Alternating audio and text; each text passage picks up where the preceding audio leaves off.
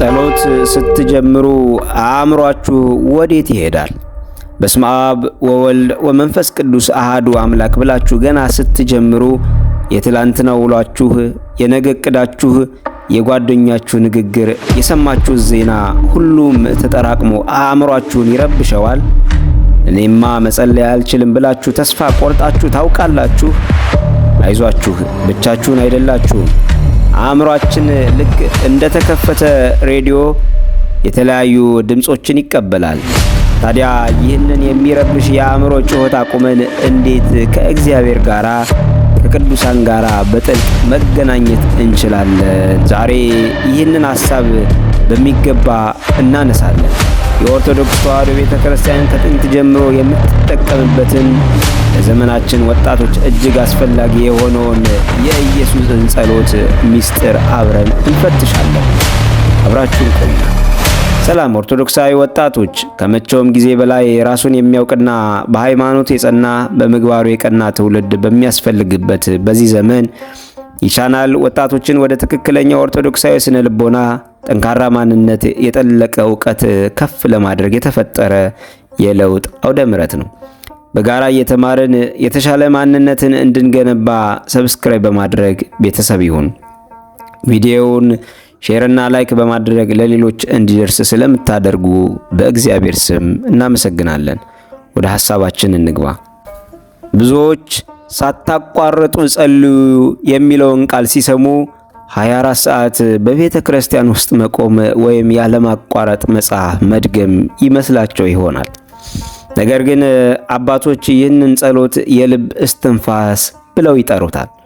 እግዚኦ መሐረነ ክርስቶስ በእንተ እግዝእትነ ማርያም መሐረነ ክርስቶስ፣ አቤቱ ጌታ ኢየሱስ ክርስቶስ ሆይ እኔ ኃጢአተኛውን ማረኝ የሚሉትንና የመሳሰሉ አጫጭር ጸሎታችን አእምሯችን ከውጫዊ ሐሳብ ነጥሎ ወደ እግዚአብሔር መገኘት የሚያገናኝን የአእምሮ መልህቅ ነው። ተወዳጆች፣ ጸሎት እንደ መርከብ መልህቅ ነው።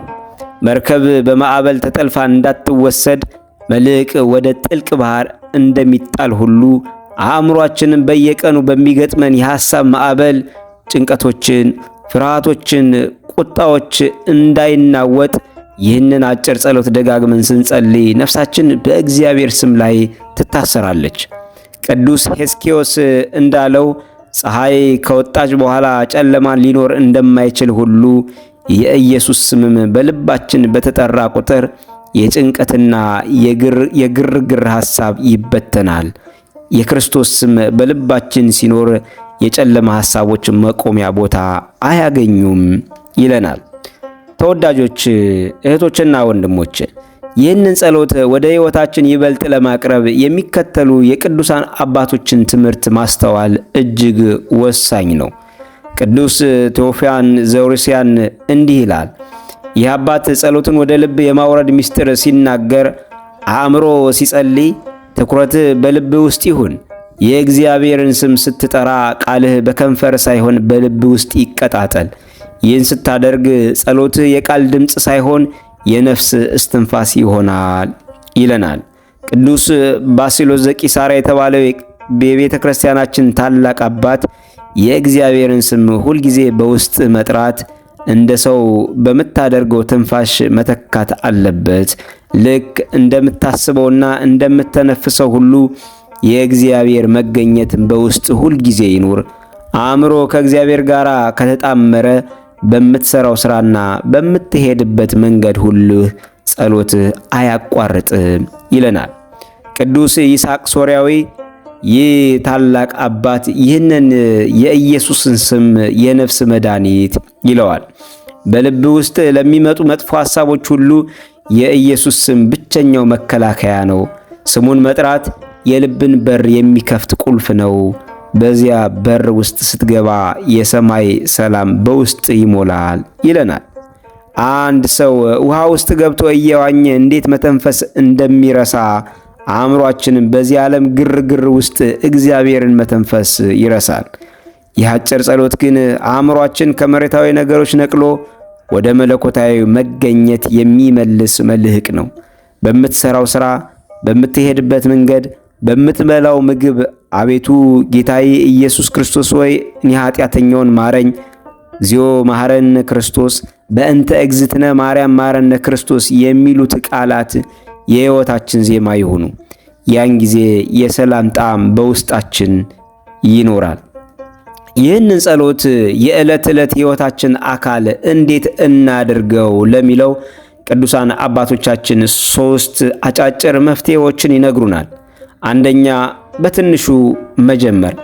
በቀን ቢያንስ ከምትሰሩት አንድ ሥራ ጋር በማዋሃድ በአፍ ሳይሆን በልባችሁ ጌታዬ ኢየሱስ ክርስቶስ ሆይ እኔ ኃጢአተኛውን ማረኝ፣ እግዚኦ መሐረነ ክርስቶስ፣ በእንተ እግዝእትነ ማርያም መሐረነ ክርስቶስ እያላችሁ ሐሳባችሁን ወደ ቃላቱ ብቻ ሰብስቡ ይሉናል።